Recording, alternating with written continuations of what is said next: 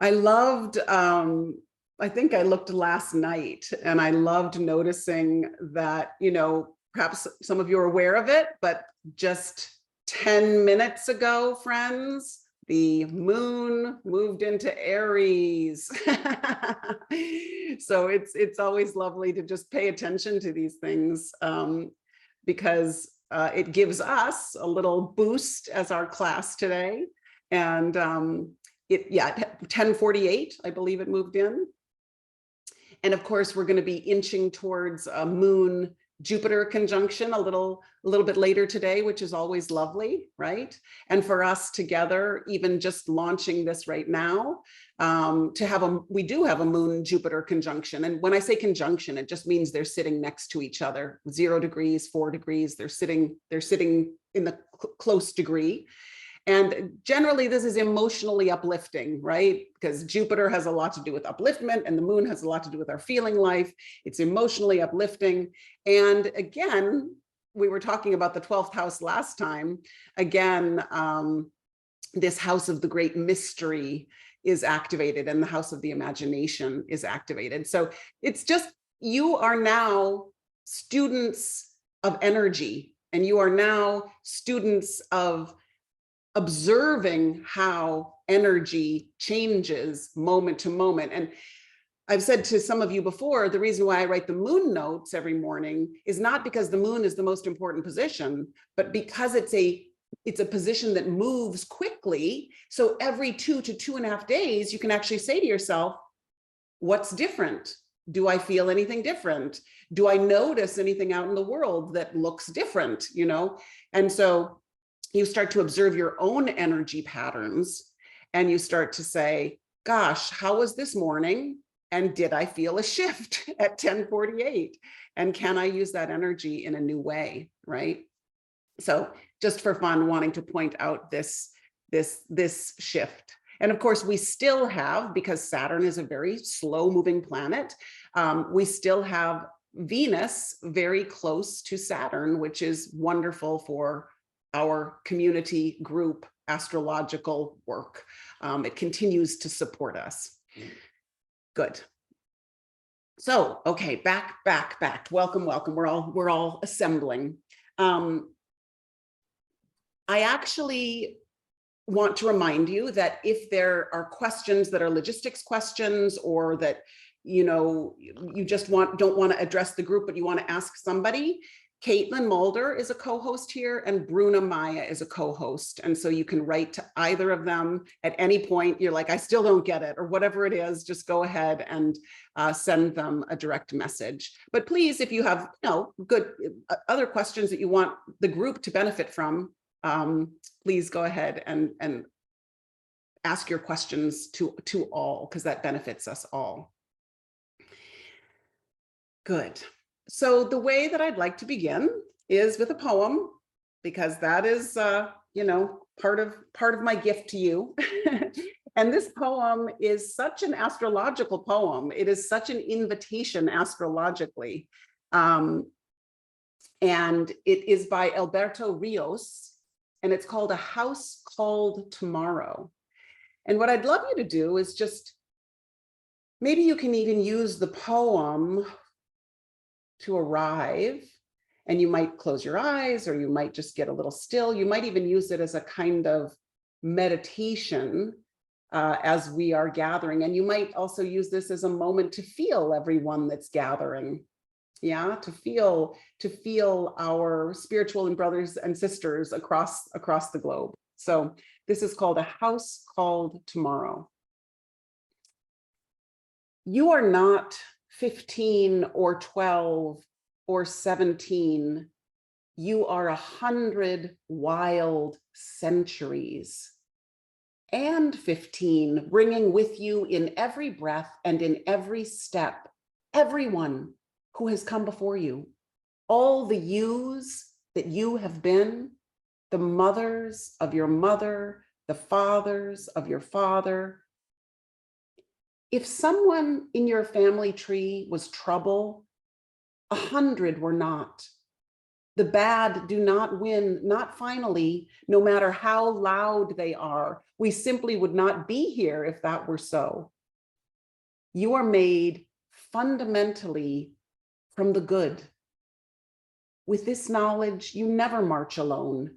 You are the breaking news of the century. You are the good who has come forward through it all, even if so many days feel otherwise.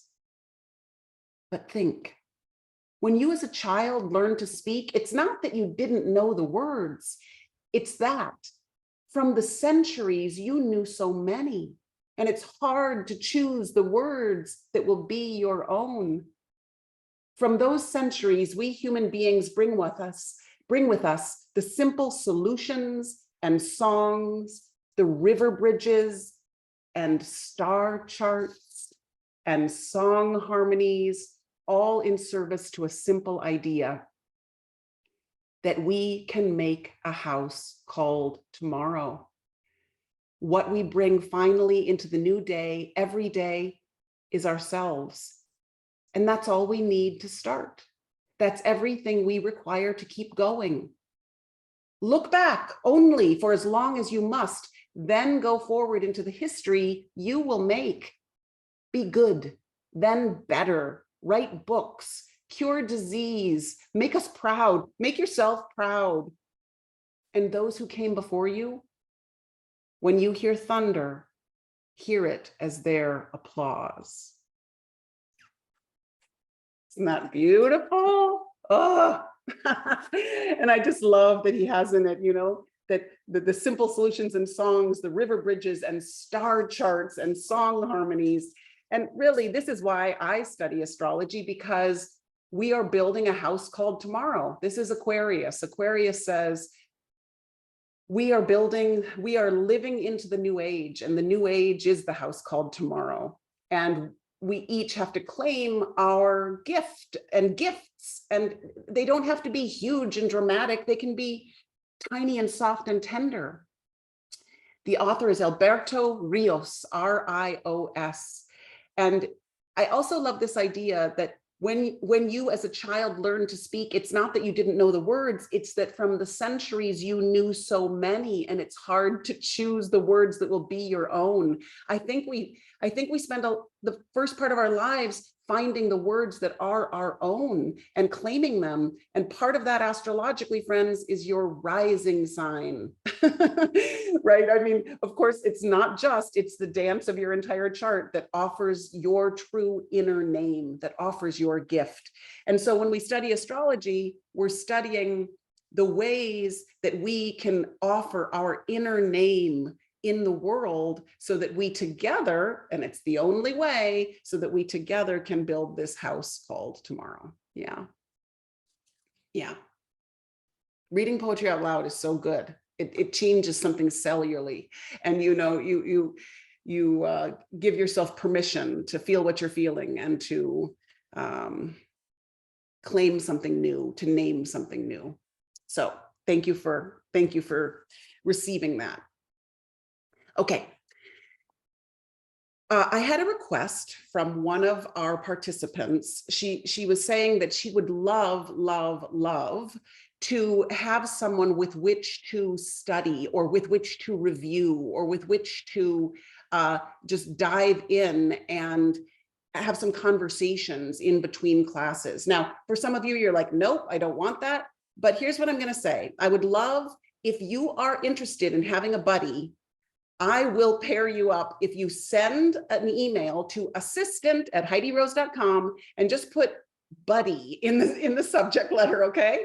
And look, you might just meet the person and say, hi, oh my God, I'm so glad we're in class together. Let's write each other if we have questions. You might decide that you want to meet for an entire hour and just like on Zoom and sort of exchange ideas. You might not want a buddy. All of these things are fine. But if you want a buddy, go ahead and shoot an email today or tomorrow, and we'll pair you up. And it could be actually a really beautiful and positive thing, because sometimes we feel alone when we're learning something vast as this. And sometimes we feel like, am I not getting it? Am I behind? Am I, we just need some support at times. So if you want that support, please do that. Okay. Good.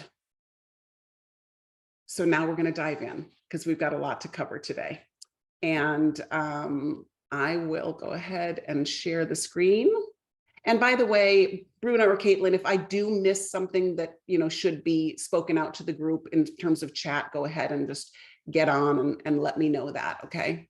I'm going to share here, and I'm going to share here.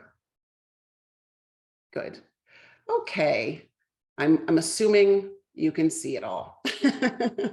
Good. And I can see some of you too. Occasionally, I just like scrolling through and seeing your faces. Okay.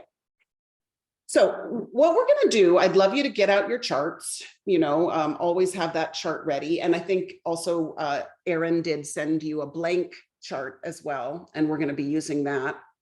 But I would like to continue with this idea of kissing these primary positions, okay? And we were talking together about the primary positions of the sun, the moon, and the rising sign last time. And the way that I would like to touch these signs just briefly, because then what we're going to do is we're going to go back and go through these signs with great depth. But I want you to weave something into your chart right away.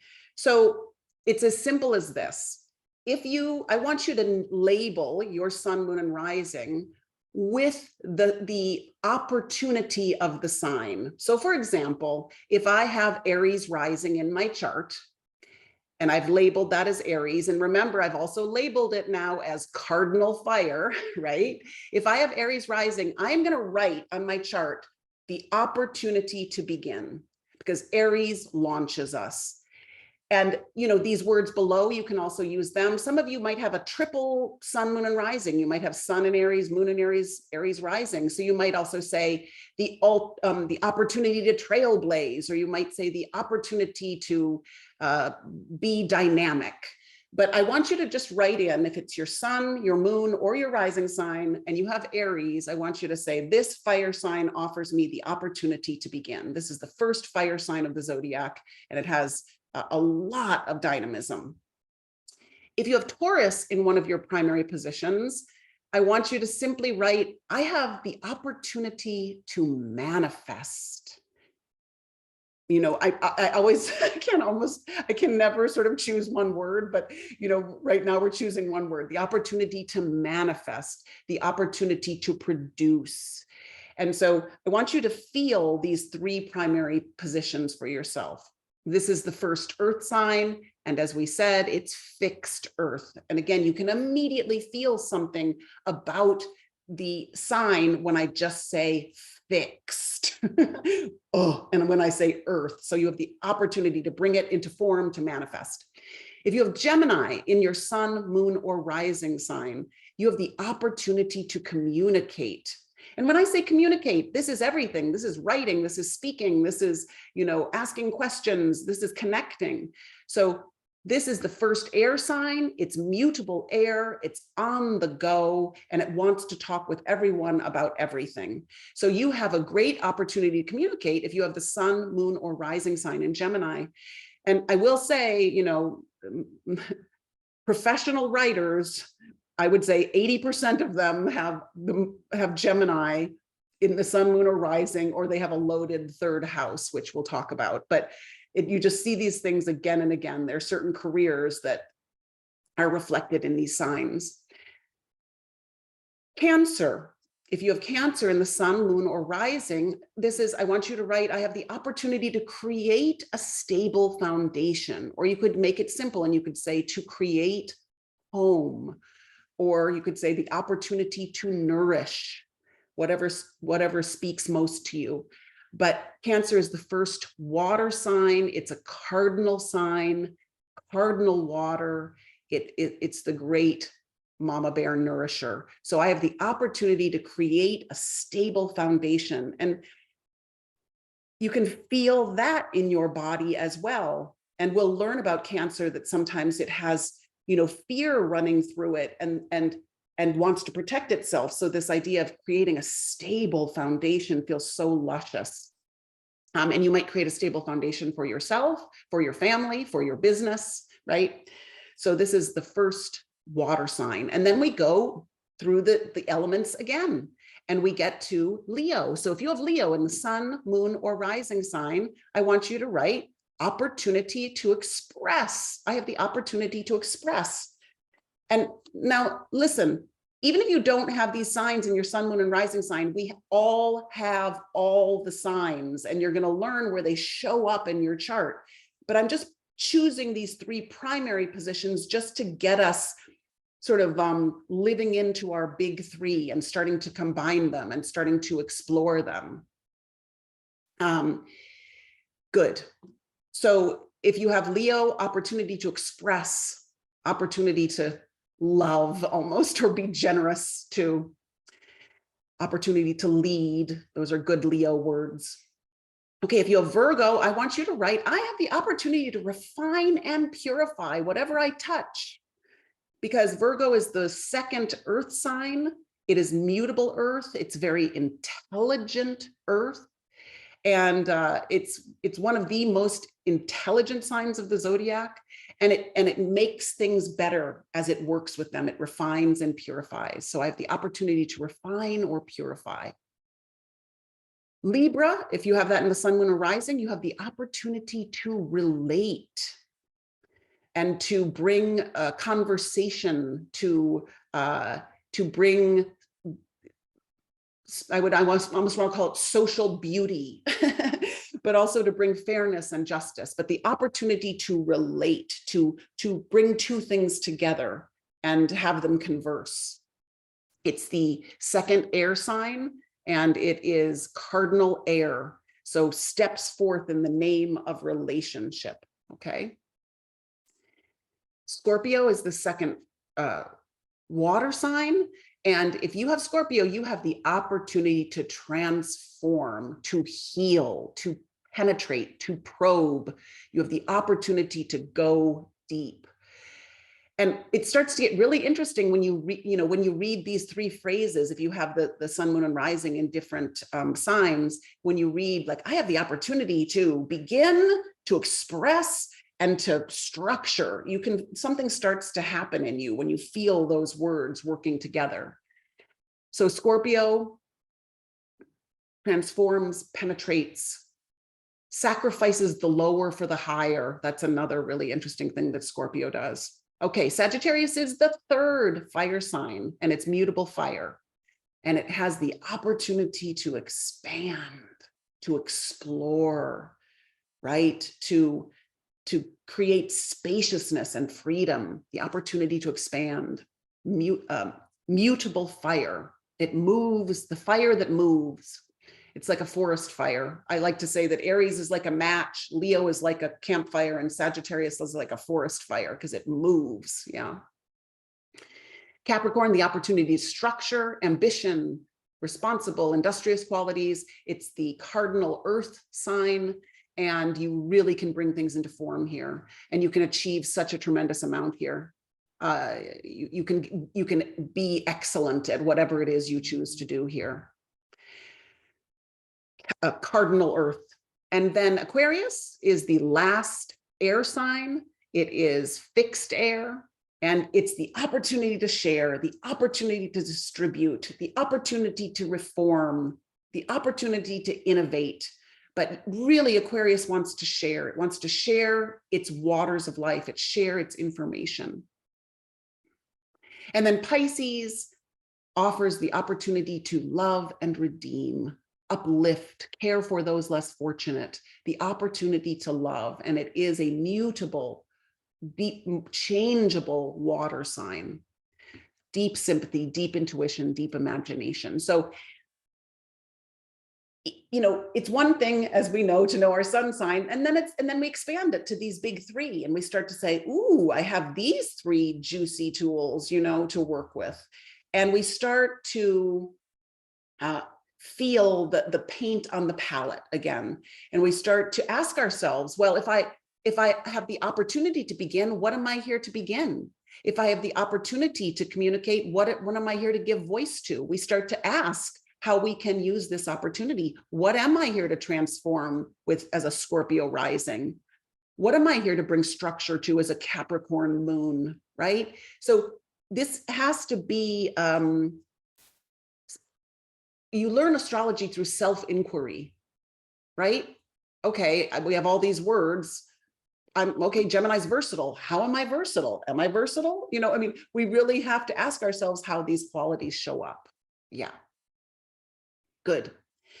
Now, again, just because I want you to have a sense of the moving pieces, and again, if you have questions, please be asking them as you go. Just because I want you to have a sense of the moving pieces, I'm going to give you one word for each of the planets, okay?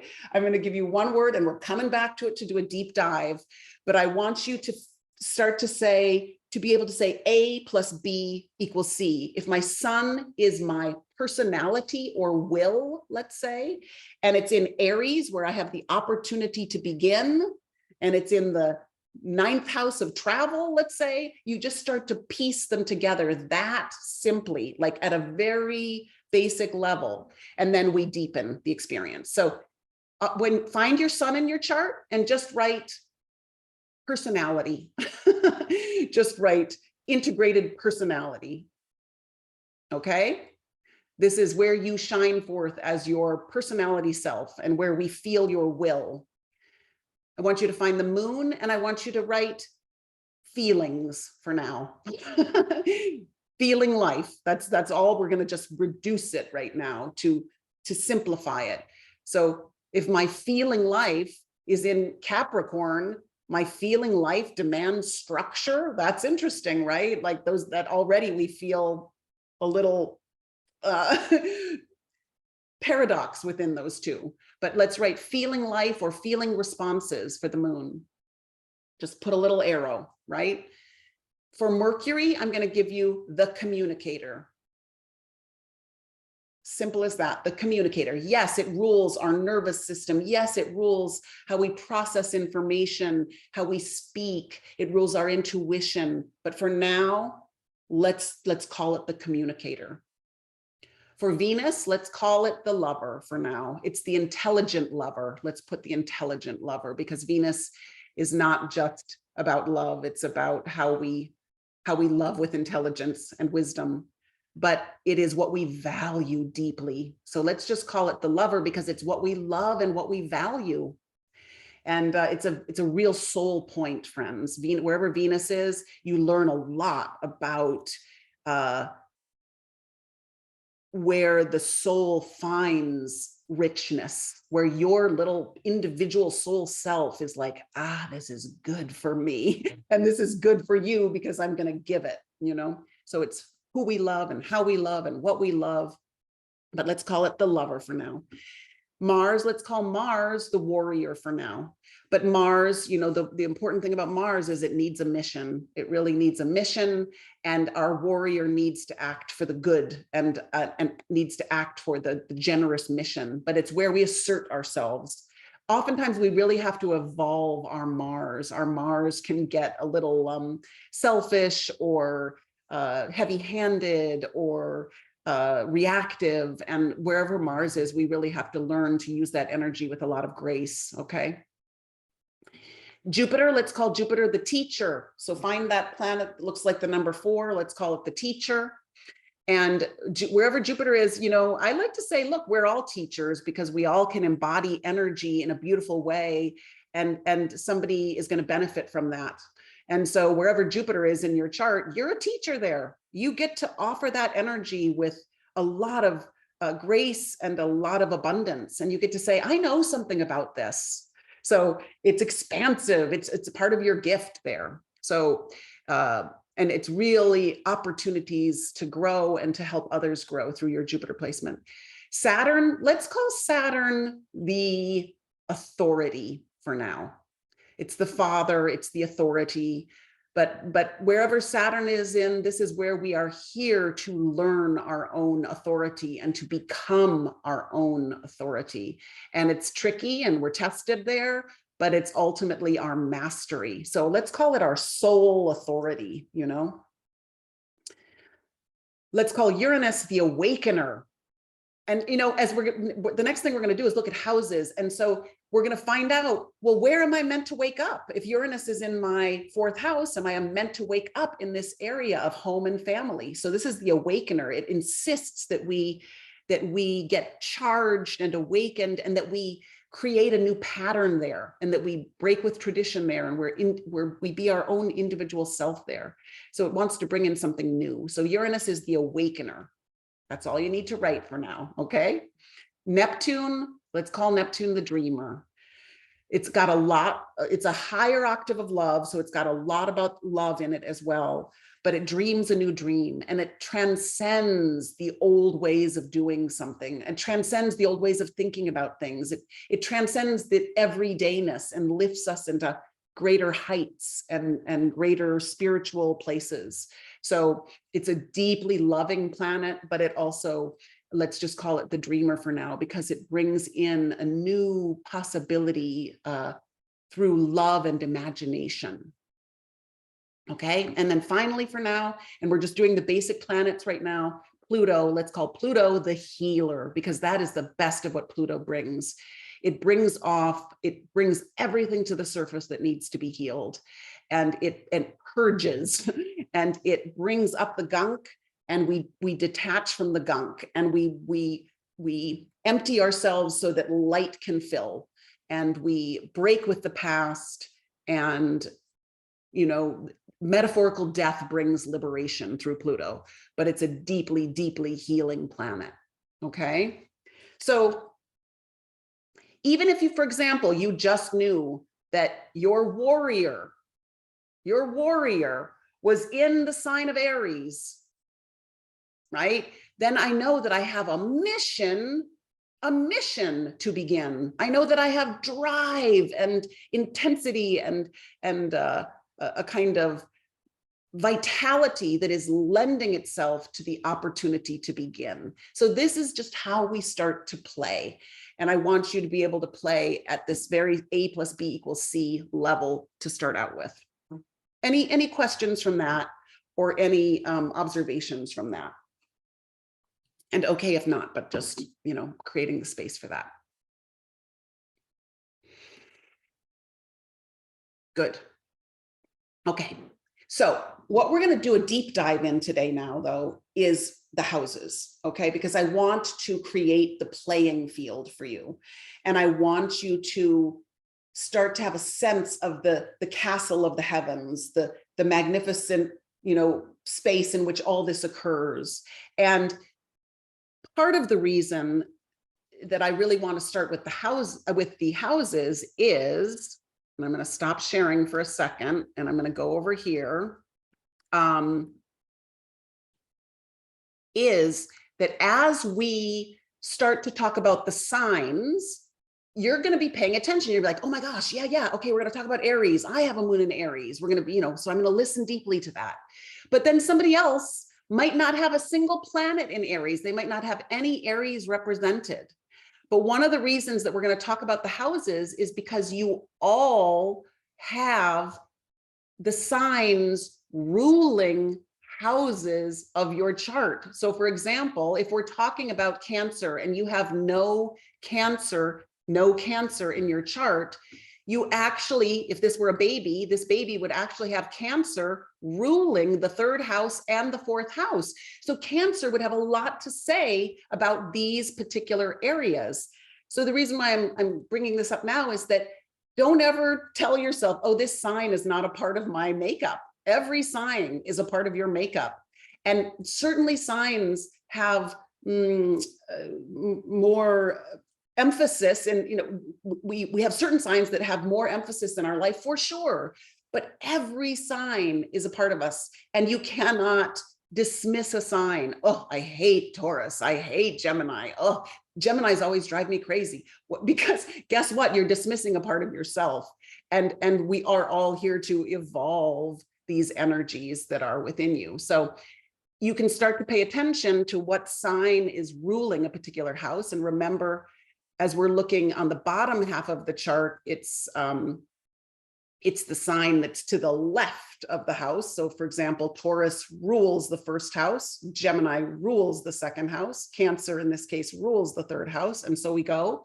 But when we get to the top of the chart, it's on the right-hand side. So Scorpio rules the seventh house, Sagittarius rules the eighth house, and so we go, okay? So this is just a note to say, we want to be listening not only for our primary positions, but we want to be listening for all of our positions. And of course, we also want to be listening to every sign, because guess what? We're filled, our world is filled with humans we love. And you're going to learn about all of them. Okay. All right. I'm going to do something different here. I'm going to use the PDF because that is going to help me go back and forth with greater ease. Okay. Share screen. Bum, bum, bum, bum. Okay, here we go. So we're going to do a deep dive into these houses. And I also am going to try to weave in some of the soul-centered qualities of these houses, because yes, we are going to learn traditional astrology because every esoteric astrologer needs to learn traditional astrology, but we're also going to start to say, well, what else could these mean in terms of the soul and the soul's journey? Okay, so I'm going to weave some of that in as we go. And we'll look at we'll look at this chart and we'll look at the following chart that has actually things written in it, but this is where you might actually use the chart that we sent. So let's imagine that this line, which we know now is the line that marks the ascendant, is actually a doorway. And let's imagine that we walk through the doorway and we enter this first house. So when we walk into the first house, this first section of the heavens is selfhood. This first section of the heavens is, yes, it's even how we appear. It's even our physical appearance, what we look like. And that's a whole nother study. You can start to see things in physiognomy and in the body structure that reflect planets and reflect signs. But for sure, it reflects how we look, but it also has a lot to do with, I would say, like our soul name, the contents of our inner life that is visible when walking in a room. Like we reveal ourselves. And sometimes somebody walks in, we're like, who is that? Because we actually energetically feel what's going on, you know? So somebody with, let's say, Pluto hanging out in the first house, they might be a person that walks in and there's incredible magnetism, or there's incredible depth, or there's mystery, or they walk in and you're like, this person is a healer. Like you can feel how you're drawn to them and you're drawn to their ability to help you transform. So in any case, the first house has a lot to do with how the soul walks in the room as well, but it's the area of identity. It's the area where let's put it this way, where you announce your identity. Here I am. And if your first house is empty, don't worry, that doesn't mean anything. Again, it means that the rising sign has a lot to do with how you announce your identity as you walk into a room. But if you have one, let's say, major planet in that first house, it might very well, like you might have Neptune there, let's say. You might walk in with this exquisite sensitivity, this exquisite intuition, this ability to feel, this artist sense, because that's like, you're saying, here I am announcing my identity. I'm, let's just say, Scorpio rising, but I'm Neptune as well. So there's something about that, the planets in the first house, that really reveal a lot about what we look like, but also the contents of our sort of soul name. And the first house also carries a lot about soul purpose, because the rising sign rules the first house. You know, the rising sign is right there ruling the first house. So it carries a lot of that soul purpose into the room that we walk into. Like, I'm here for this. I'm here to go as deep as I can possibly go. I'm here to have the most fabulous conversation that changes lives. I'm here to refine everything I touch, right? So it announces. So the first house has a simplicity to it in that way. Now, immediately, I'm also going to ask you, in your blank chart, I want you to write the glyph of Aries smack in the middle of that house, because Aries is the sign that is most connected with the first house naturally. Like naturally, Aries has a vibration with that first house. So you can feel that already. Remember how we talked about the opportunity to begin with Aries? Boom. Well, Aries comes forth into the room. You know, there's this energy of beginning when you walk in a room. And there's also an energy with Aries, like, this is who I am. Hello, I'm plunging in. And so does the first house have that quality. So I want you to put the symbol for Aries smack in the middle of that. So you just know that there's a resonance with Aries, okay? Now, let's imagine this self is going to journey all the way around this circle, and the self enters the second house. The second house has so much to do with how the self generates resources and how the self builds her own resources and how the self starts to discover what she values and what she wants to grow in her garden. So this second house has a lot to do with money, values, and building your self-esteem. And it also has to do with a lot, like if the first house says I am, the second house says I have. You know, what do I have? What are the contents? What do I have? Gold? Or do I also have these amazing virtues and valuable inner offerings that I can give? Because it's not just the car and the gold, the car and the house. It's not just those things. It's also the contents of it's spiritual powers. It's whatever makes you rich. It's true wealth. Okay. So I want you to feel that. I want you to feel that evolution of what the second house can be. It's higher values, it's spiritual values, it's true treasures. And if somebody comes to me and says, what's my financial life like? I'm going to look at their second house. Right? Yeah. Yeah. Heidi, I just wanted to point out that there are 2 questions in the chat that maybe you want to answer. Sure.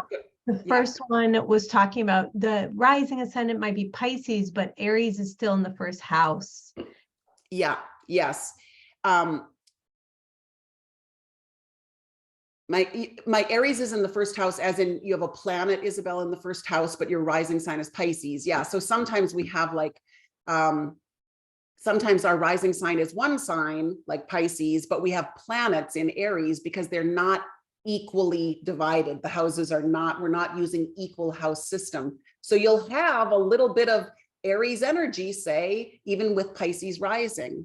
But Aries would absolutely have importance in the first house as well. Yes, it would, because you have planets there in Aries. So you'd have to look at Pisces as the ruler of your first house, and you'd have to look at Aries energy as being there as well. And we'll get to that. That's a little more complicated, but for now, I'll just say, yes, Aries energy is very important in your first house, as well as the Pisces ruling the ascendant.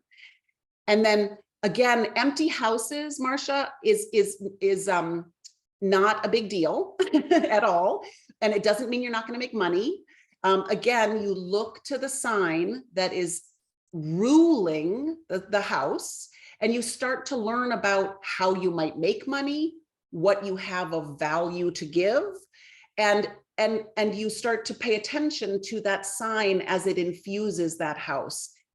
Also, remember, you're looking at a snapshot of the heavens the moment you were born, and the planets keep moving, and those are called transiting planets. So at any given time, you might have 3 major planets moving through your house of money or values, igniting that, creating all kinds of possibility for you there. So don't ever feel like you're bereft in the area, in an empty house area. It does not mean that that area is not going to thrive for you. I've talked to incredibly accomplished, successful people who, for example, don't have anything in their 10th house, which is the house of career. Okay, so thank you, Bruna, for alerting me to that.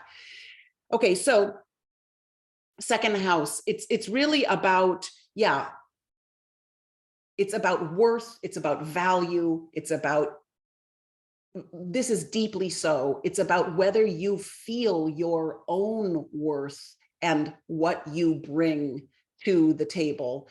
And a lot of times it's an area where we're learning to build our sense of value. And of course, as we value what we have, the world responds, you know, as we begin to say, this is a value, then the world's like, that's a value, right? So we have to acknowledge it first internally, and we have to acknowledge it first internally. Yeah, to begin to manifest in the way we want to manifest. Okay, so then the self walks into the third house, let's say, and the third house is where the self meets the environment and learns about it. And how does it learn about it? It has 1,000 conversations. It asks a ton of questions. It uses its voice, and it says, who are you and what do you do? And can I talk to you? And it's this area rules things like your neighborhood. You know, I always like to say it's the coffee shop area where you go and chat and have great conversations, but it rules your neighborhood. It rules your brothers and sisters. It rules movement and short trips, and but primarily it rules this area that says, I want to learn about this. It rules early education, so it rules like K through 12 as well. It's one of the great houses of learning. And also what's interesting at a soul-centered level is that, remember I talk about conversations with this house. Well, this is also inner conversations. So Gemini is also about the conversation between our inner soul and personality, our inner monologues, and how we, in a way, talk to ourselves or build the bridge, you know, but build the bridge between the personality self and the soul self. It's also about how we can enrich our environment through contacts, like how we can make our neighborhood juicy. Like, look, I don't know about you, but when I was growing up, the neighborhood was connected. We all knew each other. We all like knocked on each other's doors. We ran through each other's houses, you know. That's not so much the case anymore, although, you know, I'm sure there are neighborhoods where it is. And that's the kind of neighborhood we want, is like, I know you, and we can all exchange and share. So we want to make our environment really rich in the third house. So we find our voice here, we think here, we communicate here, we express here. So a lot of writers that I talk to, the planets that are in that house will really also articulate the kind of writing they do, or the kind of communicating they do. Not just writers, like, what planets are there? Are you a penetrating thinker? Are you with Pluto there? Are you is Uranus there? Do you want to wake people up through your communication? You know, is Venus there? Do you have beautiful words? Yeah. So, by the way, what I want you to do is put the glyph or the symbol for Taurus in your second house, because the second house is resonant with Taurus, and put the symbol for Gemini in your third house, because the third house is resonant with Gemini. So this is a way you can learn too. You can be like, oh, what is the third house? I don't know. Well, I know it's resonant with Gemini, so what do I know about Gemini? And you can start to exchange a little bit, and you can start to inform through knowing these resonances, because they help one another. Yeah. It's both, Rebecca. The third house is both I think and I learn. Like, it's how we think, but it's also how we process information. So you can use any of these that speak to you. And the third house is the Gemini house, and it's the house of communications. Yeah. So we have Aries, Taurus, Gemini, and we have the self. We have the I am, the I have, and let's just for now say the I think. Okay. Good, good. You're doing great. Okay. Now let's move into the fourth house. So the self is like, da, da, da, da, da, da, and the self says, oh my gosh, I have to create home. I have to create personal security. I have to create an integrated personality even, it's like I need to create a strong, firm foundation. So the fourth house is the area where we make our home, and our home is our body and our physical body and our inner life, and our home is our early childhood, and our home is our mother, and our home is eventually our business. And, even the fourth house, I've seen this many times with, spiritual students, the fourth house is our spiritual home. It's like, when you start to look at the fourth house, it's not just, oh, this is my married, my partner, and we have children, and that's the fourth house. It's also like, oh, this is my spiritual home where I go and sit with these people or meditate with these people or learn astrology with these people. Like, this is a very important soul energy around the fourth house. But this is the house of feeling. It's the Cancer house. So put the glyph for Cancer in your fourth house. And this is the area where you create home. I did say it was the mother. It can sometimes be the father. It depends on who's playing that more hearth role in your life, that hearth and home role. It can have a lot to do, really the fourth house has everything to do, when you start to talk to a client, with what their childhood home felt like. Were they nourished? Were they abused? Were they stimulated? Did they move all the time? The fourth house is so reflective of that. Okay. But I really want you to feel, from a soul-centered perspective, that this is where you establish yourself. This is even spiritual ancestors, by the way, too. It's because it's our lineage, right? But this is where we establish ourselves. These are this is the roots of our tree. This is where we're connected to the earth so that we can reach to the sky. Yeah, it has so much to do with family karma, all of that. So this would be this would be what just happened. Hang on a second. Are you guys seeing? We can see you. Okay. Yeah. Yeah, something, I brought up the slideshow again. Okay.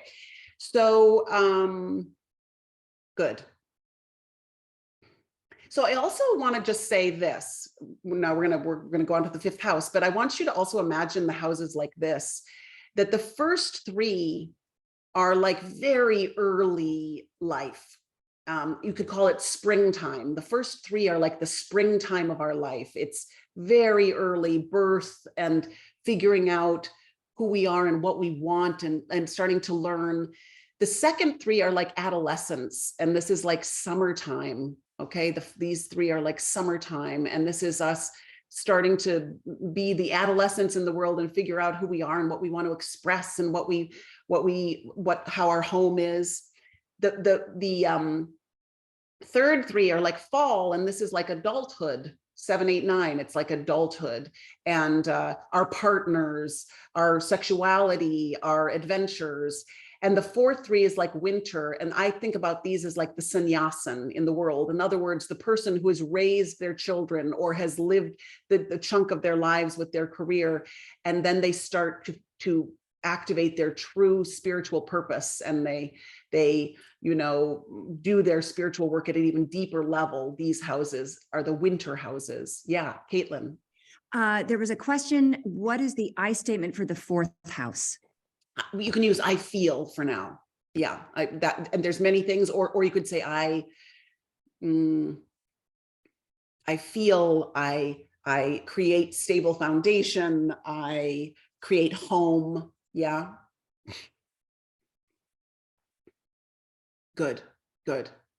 And yeah, Jen, I see that Bruna answered you, but it is interesting. You do have to start to look at these things. Like, you look at your mother's chart, look at your children's chart, and you will see all kinds of synchronicities and overlaps that are beautiful to observe. And again, you know, I talked about the moon as the mother, for example, like that's another position where you just start to look at the moon position. And yes, you feel that in your own body, but then you're like, and my mom is just like that, you know, and you can feel how she lives through your moon, either with difficulty or with great gifts. But there's these lineages through the charts that are crazy. And so you will absolutely see your family members, your key family members in your chart, and you will feel their influence on you through your chart. Good. Okay, fifth house. Fifth house is the self comes along, and in the fifth house, the self says, I have to express myself. And the fifth house says, I have to play. I have to show you who I am, not just I am, but I have to show you who I am, and I have to be generous with it. And I am going to offer my radiance. I'm going to offer my heart. I'm going to offer the contents of my heart to you. It's creative expression. It's love given. It's romance. It's children, because when we start to express ourselves and create, guess what are some of the things we create? We create children, right? So we can create physical children and we can create creative children. So you could also say from a soul-centered perspective that this would be soul-inspired creative projects, right? Or we could say the soul is the soul energy is expressed joyfully in creative projects in the fifth house. The soul needs to shine forth here. Your creative offspring, right? What gifts does the soul want to shine forth here? It's the show of the soul. So the fifth house is it's a very joyful house, actually. You know, remember how I said last time that sometimes I look at the wheel as a castle, right? The fifth house would be the stage of the castle, or it would be the area where everyone gathers to hear the beautiful concert or the beautiful performance, or gathers for the ball. There's the fifth house. It's a party. And what sign do you think is connected with that? Leo. Right? So I want you to draw Leo into that fifth house. And by the way, you know, I can't help myself, but like, obviously there are planets and positions that rule every sign. And guess what rules Leo? The sun. So you feel the radiance of the sun coming through this house because it's a planet associated with this house. So, you know, if your sun is shining in the fifth house, you're an artist, you're a leader, you lead authentically, you lead with your true self. Yeah. And I mean, by the way, if you just think about the sun in these different houses, you know, if the sun is in the first house, you are here as a leader. You are here to initiate. If the sun is in the second house, you're going to manifest, you're going to ground, you're going to make things concrete in some way. If it's in the third house, you're going to be a communicator, a writer, a teacher. If it's in the fourth house, you may really tend the hearth and home. Or you may build a school, you may build a solid foundation for things to grow. And if it's in the fifth house, you better believe you're going to express yourself. Yeah. Okay. Sixth house. So what's also so fascinating about the houses is that they follow one upon another. So they're always offering a different viewpoint or correcting or furthering the journey. So if you've expressed something here, the sixth house says, I'm going to help you correct and refine and improve it. I'm going to take your artistic offering and I'm going to make it better. So the sixth house is the area where the self wants to correct, improve, refine. It wants to work really hard. It is the house of health and wellness. It rules physical, emotional, and mental health, but it also rules our day-to-day labors and our day-to-day devotions. And it's a very discriminating and discerning area. It has a lot to do with our daily habits. It has a lot to do with the services we offer people It also has a lot to do, by the way, for those dog and cat lovers out there, it has to do with our domesticated animals. And I see people that like take care of animals in a big way often have loaded sixth houses. It's a service to the animal kingdom. You could also, from a soul-centered perspective, you could also call it like a purification of the personality for the soul. Like, what do you need to heal? What do you need to address so that the energy of love can pour through you? Yeah. So the sixth house is going to tell us a lot about our health. It's going to tell us a lot about our wellness. And it's also going to tell us a lot about our day-to-day work. And it's a area that really knows how to refine and improve. And it's very discriminating. Yeah, and Caitlin, exactly. It's got a Virgo association, right? So put in the glyph, the symbol for Virgo there. That's the M with the little at the tail, right? And it's an earth house, you could say to yourself, okay? So I would say, you know, if I'm going to use an I statement, I would say I discriminate, or I refine, or I improve. Okay. So now we've grown up. We've gone through our adolescence. We've learned about ourselves. And now we're going to meet the world. So now we cross over the threshold and we're in the seventh house, and the self suddenly meets the other. And it starts to get interesting because now we're in the houses where we're forming oppositions. So here's the first house, the house of self. Here's the seventh house, the house of the self meeting the other. Okay. Laura, the I statement for the fifth house would be I show, I express. That, I mean, those are good ones. I express, I shine. That's beautiful, Caitlin. Yes. And you can improvise. There's no right one, you know, I express, I offer generously, I shine, I play, I love. Yeah. But it's really that radiance. Okay. So you see how now we're at the opposition. Now we start to see these houses are deeply connected, friends. The first and seventh house are deeply connected. The second and eighth house are deeply connected. The third and ninth, the fourth and 10th, etc. They are opposite one another. They are mirrors for one another. They are showing something to one another. And the first house comes on over and says, well, how am I going to play with others? You know, how am I going to meet you on an equal basis and become truly interested in you? Aries sometimes suffers from not being interested in other people. You know, sometimes it's just like totally self-absorbed. It's like, I'm, you know, doing my thing. But the Libra energy of the seventh house is like, who are you? And I'm interested in you, and I want to lift you up, and I want to meet you on the level. And we want to treat one another with fairness and justice and right relationship. So this seventh house has everything to do with partnership and right relationship.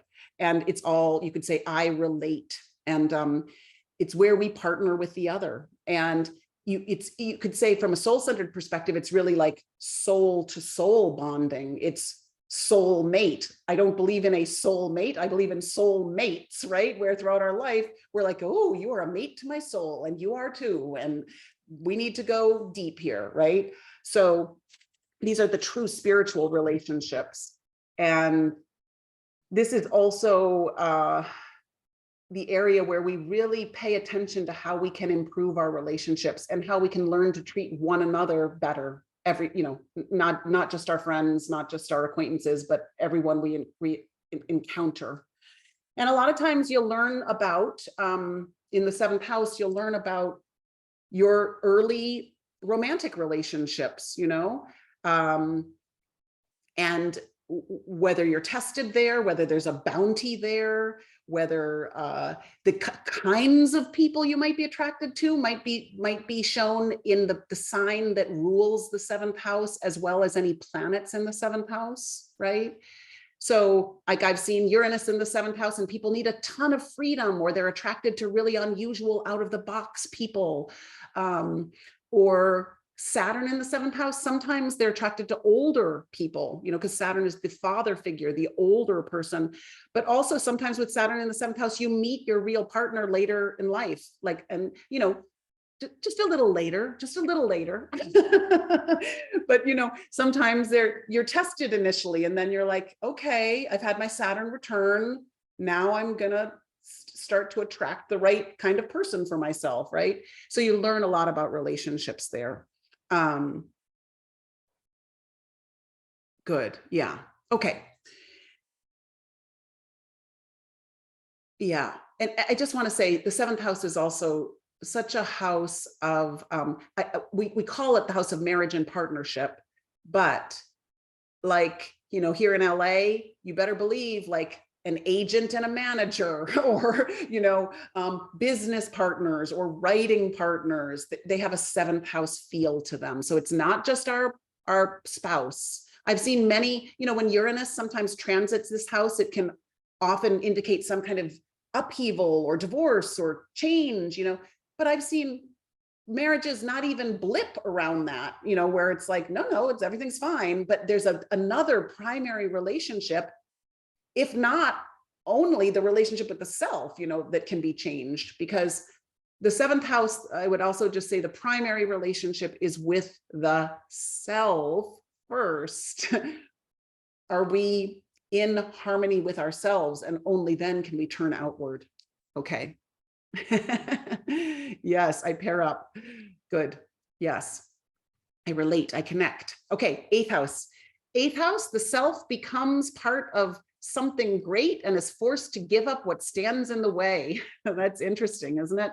So the eighth house, if we weigh things under the seventh house and we're trying to decide, which is a very Libran quality, Libra, under the eighth house, we decide and we dive in and we penetrate. So for the eighth house, it's the Scorpio house, and we would say, I penetrate, I detach, I sacrifice.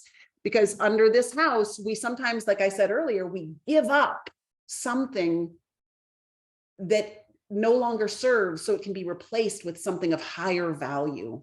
So sometimes we have to let things die so that we keep evolving. So I always say of the eighth house that it's the house of sex, death, and taxes.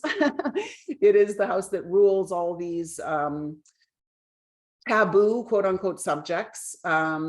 In traditional astrology, it also rules like the partner's resources or the money of others, or when businesses come together and work together and combine resources, financial resources.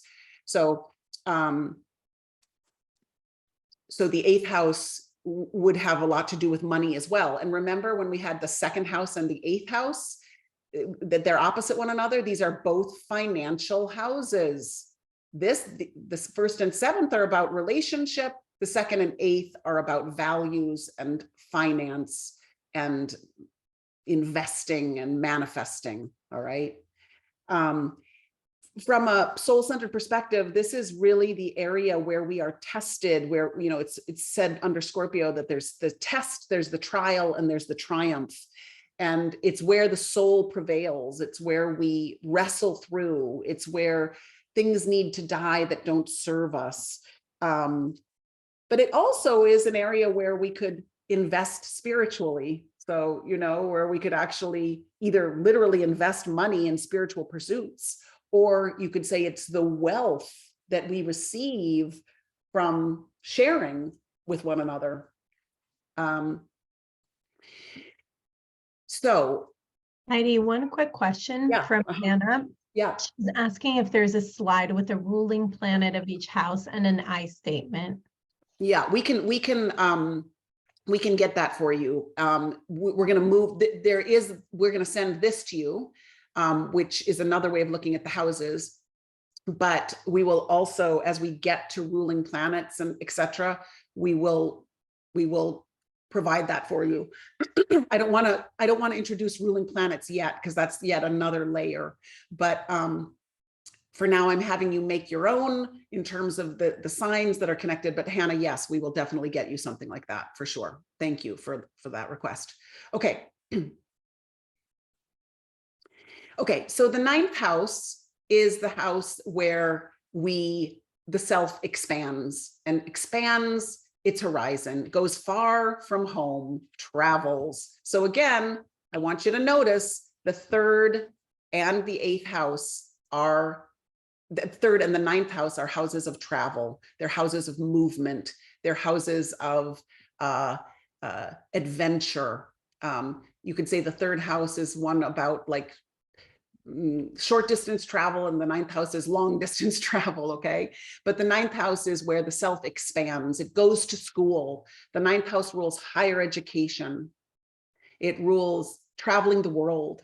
It rules being a global citizen.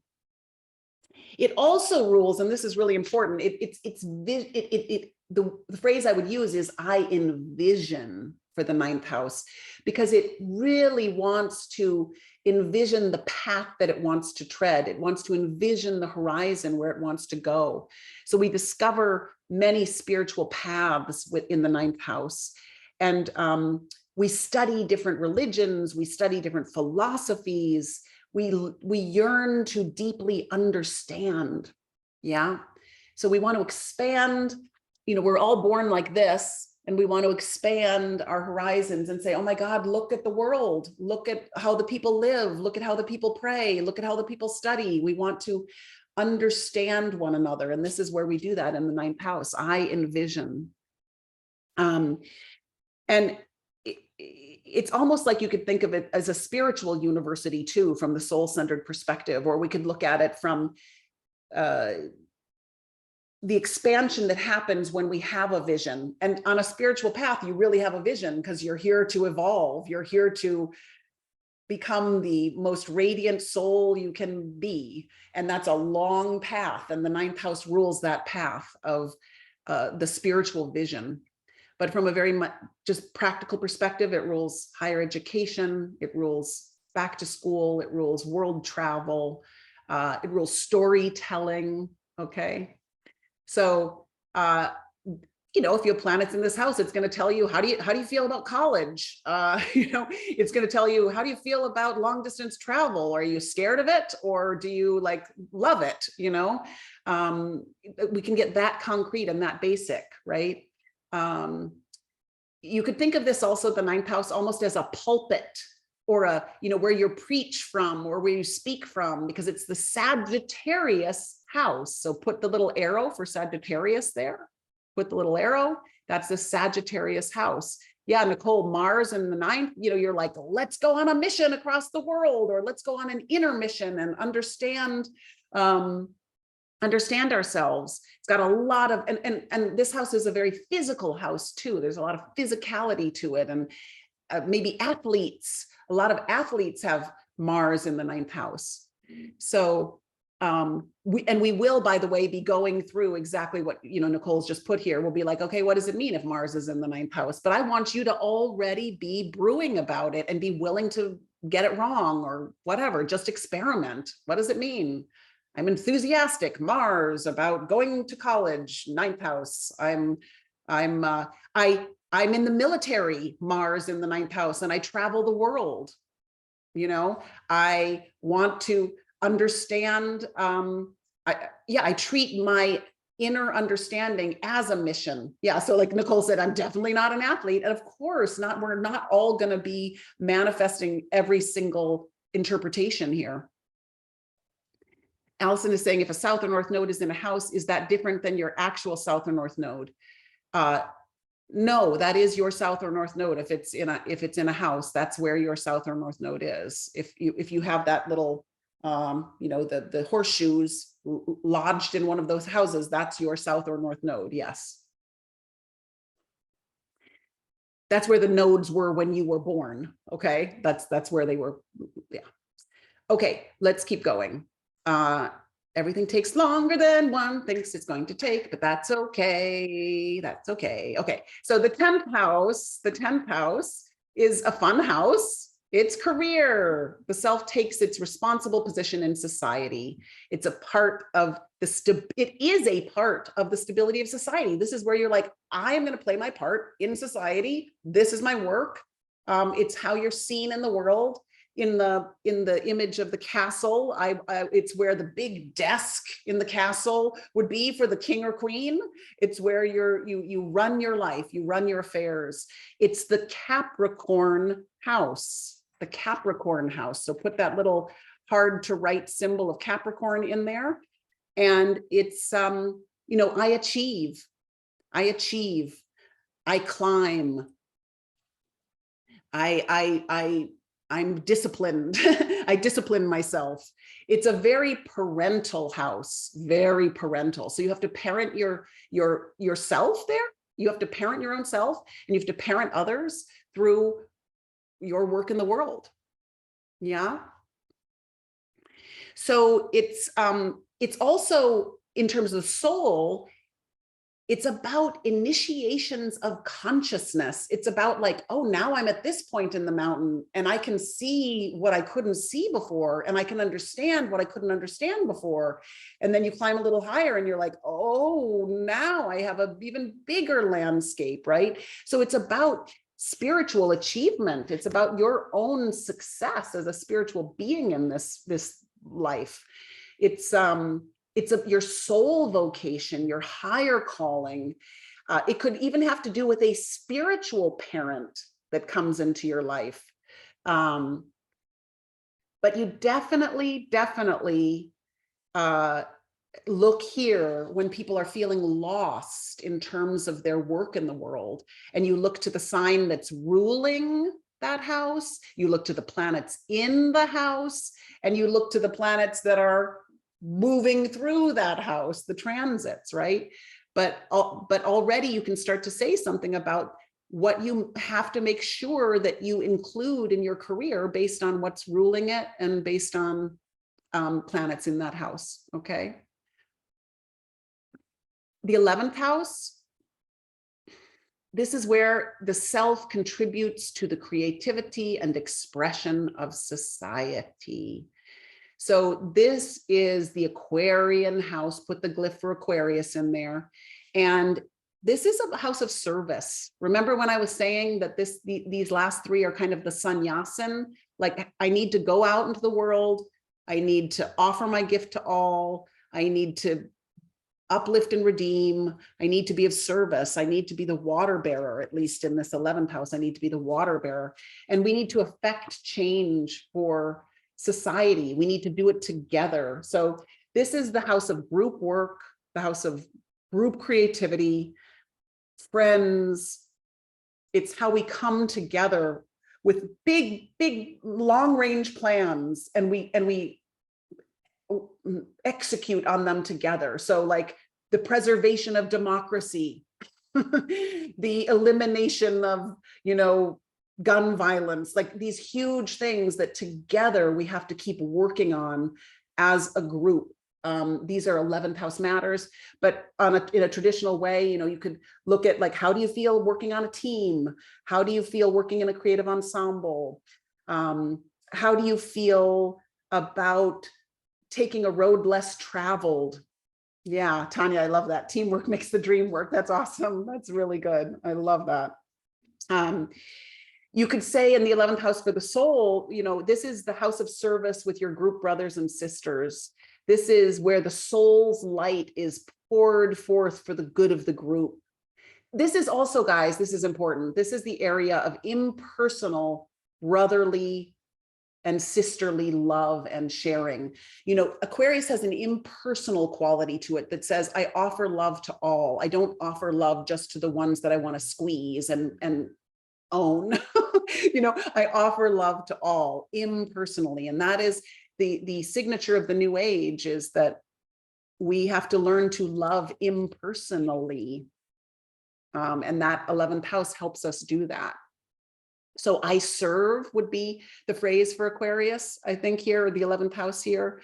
And, you know, just think of it in terms of group work. And the 11th house, 12th house, this is, you know, such a mysterious and wonderful and huge area. It's, you know, it's the house where we heal society's ills, where the self wants relationship with the whole, where the self wants relationship with the divine. It's the house where we are connected to the divine. And in being connected to the divine, we want to save, we want to uplift, we want to redeem. It's the house where we call in our connection to spirit. Now, can we get lost in addiction and depression in this house? Yes, we can. Can there be things behind closed doors that are not for the good of us? Yes, they can. It's the house where it's not that visible, right? It's private. And so we have to make sure that it's a healthy private and not a hidden, destructive private. It's a house that rules meditation. It rules our inner work. It rules the gifts that we quietly have that we do need to offer more into the world because they're a little hidden. It rules like selfless activity. You know, when I said that this is where the self heals society's ills. The 12th house rules hospitals and it rules prisons for that reason, right? It's like, how are we going to address these major issues? And these are two institutions that the 12th house rules. But I would say generally the 12th house has a lot to do. I always think of it in the castle as like the little sanctuary behind the closed doors. And you have to need 3 keys to get to this beautiful inner sanctum. You know, it's this deeply private, imaginative place where we feel connected to God and the divine. And if we have a lot of 12th house planets, there's a reason that the first house follows, because we need to open the curtain, we need to open the door, and we need to let those treasures out into the light of day. Yeah. So, and you know, Nicole's saying this most lit up house, and Isabel too.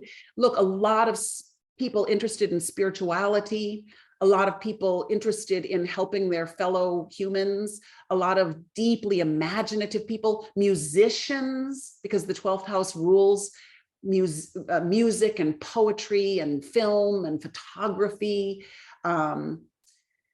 You know, it's a water house. That's another way to think about the houses, right? It's another way to think about the houses. We talked about the elements. Oh, you're a pianist. Oh my God, I love that. See, it works. Astrology works, just in case you didn't know. But but I want you to think about the houses. So this is another way for you to start to go, well, what's the quality of this house? So the 1st, the 5th, and the 9th are fire houses, right?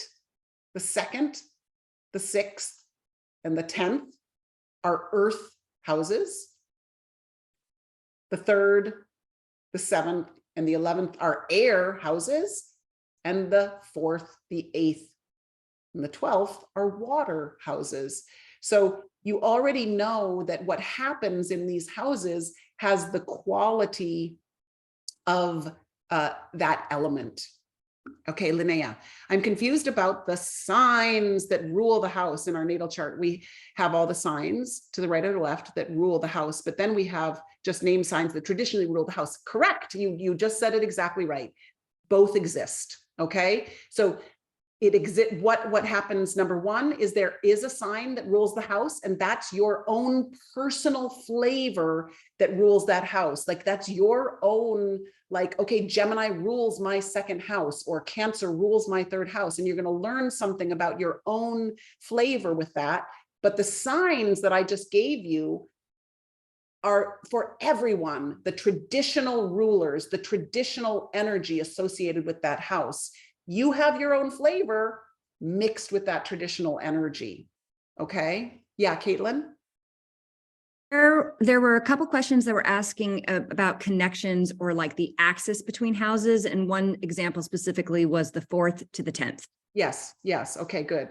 Good. We're going to answer some questions now, because we've just gotten a whole lot of information, and then let's go ahead and, you know, let's clarify. So Linnea, I hope that helps. So I just want to make sure that it's 2 different things. On one hand, you could call this a natural chart, that Aries is the ruler in a natural chart. Taurus is the ruler of the 2nd house. There's a resonance that is always there, always, but you have your own unique rulers of each house. So you blend them together. There are going to be many things that you have to blend together. Okay. So now, as far as the oppositions, yes, we were talking about the 1st and the 7th as the house of the self and the other. They're connected through relationship. The 2nd and the 8th are connected through values and money. The 3rd and the 9th are connected through the mind, through the way that we process information, and also through movement. The 3rd and the 9th house are ever moving. They're ever on an adventure, ever on a quest. And they're also on an inner quest. So it has a lot to do with it's a mental axis. The 4th and the 10th are parental. They are about stability, structure and stability at the home, structure and stability in the career and in the life at large. So it has a lot to do with stability and foundation. The 5th and the 11th house together have a lot to do with creative expression, individual creative expression and group creative expression, right? You can feel the self shines forth, the group shines forth, okay? And the 6th and the 12th have a lot to do with healing.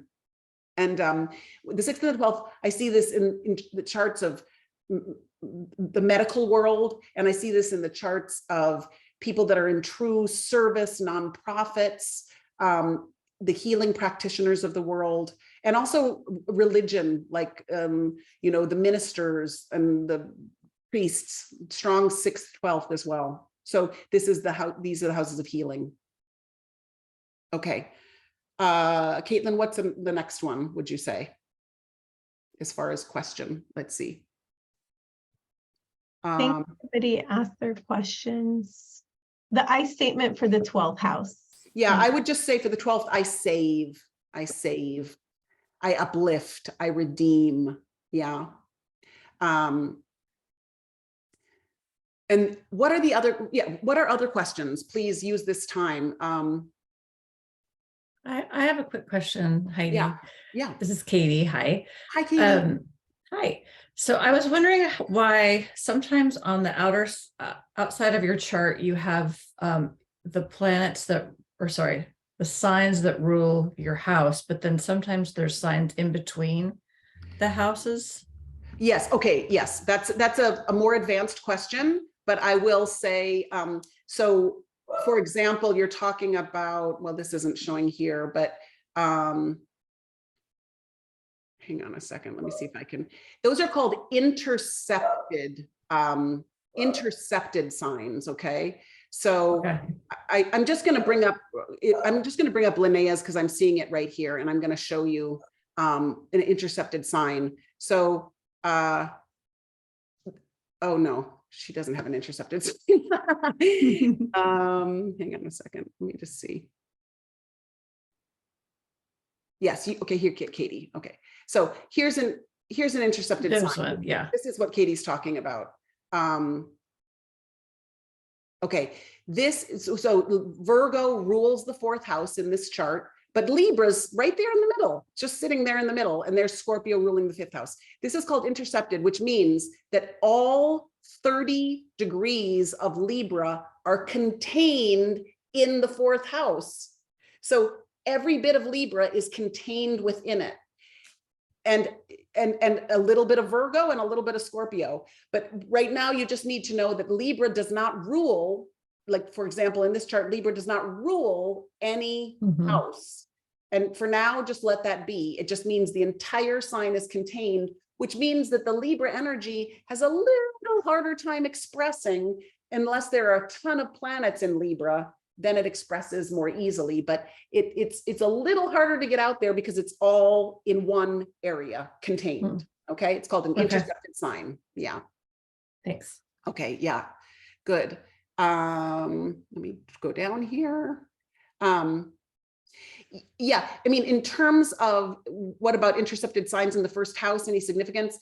It's again, a matter of like, do you need to share more of this energy in your life? Do you need to come forth with more of this energy? Is there a way that you could share more of this intercepted energy? How can you open the door to let this intercepted energy out? That's what I would say for the 1st house as well.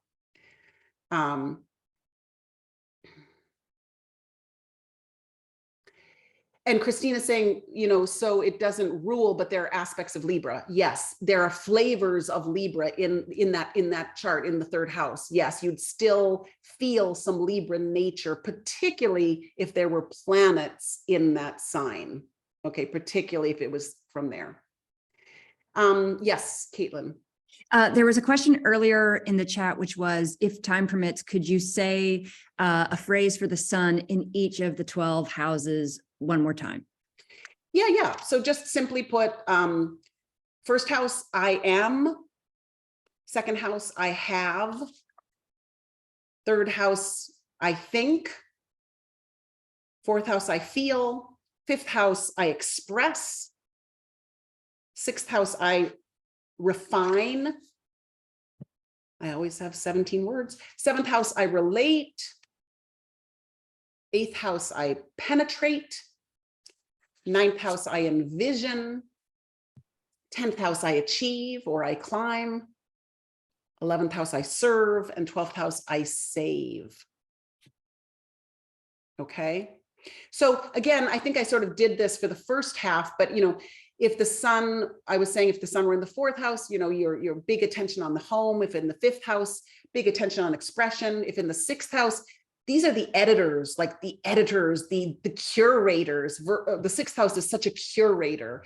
So the editors, the refiners, the curators, the healers. Seventh house, the ones that want to do everything in collaboration and partnership, and the ones that want to fight for justice, the lawyers.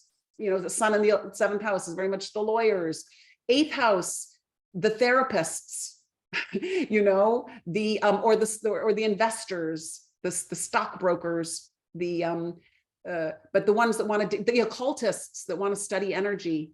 The ninth house, the sun shining there, the teachers, the preachers. See, again, it works. Yay, Nicole. I'm a lawyer with the sun in the seventh house. Exactly. You'll see lawyers have strong Libra and Scorpio and strong seventh house and eighth house very often. So ninth house, yes, ninth house, teachers, preachers, educators. 10th house, leaders, you know, the government, you know, the presidents, the CEOs, you know, the ones in charge, the managers.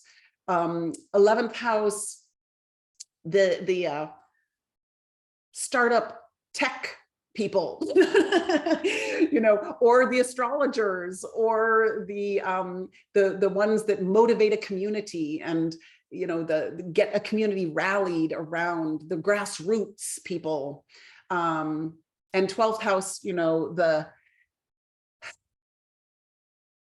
compassionate uplifters, the Mother Teresas, the spiritual guides, the musicians, the poets. Yeah. Katie, the first and second, I would just say the first house is very much a leader position. Like I'm gonna do a startup, or the entrepreneurs. That's what I'll say for the first house, is the entrepreneurs. The second house, I would say, you know, the manifestors, the rhythmic show up and build it slowly over time. You know, and the beautifiers too. The second house is like a great house of beauty, but it often works in the realm of money. Second house people, I don't know. And any astrologers who are here who have noticed certain professions connected, you can also chime in. But you see it again and again and again. Good. Yeah, second house aesthetics and finance. Exactly. Yeah. Good, friends. I know it's a lot to listen for an hour and a half. So thank you. And, you know, it's a lot of good note taking. What was the phrase for the 3rd and 10th relationship? It's not 3rd and 10th, it's 4th and 10th. And it would be parental. It would be the parental oppositions, and it would be the creating structures in your life. Yeah. 7th house careers, lawyers, Christina, lawyers, or human resources people. 7th house, human resources. What was the relationship then? The 3rd and the 9th. The 3rd and the 9th would be the writers, the storytellers, it's the mental access, it's the thinkers, it's the ones that, you know, want to collect all the concrete information and also want to think abstractly, but they're connected through the mind. Yeah. And Erica, 8th house, I would say the therapists, you know, I would say the healers. Yeah.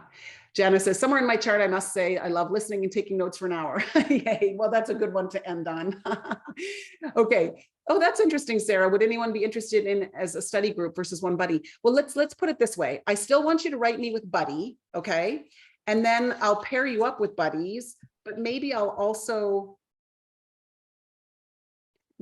send out one big email to those that are interested to say, maybe we'll talk about this. We'll figure out a study group thing if you want that.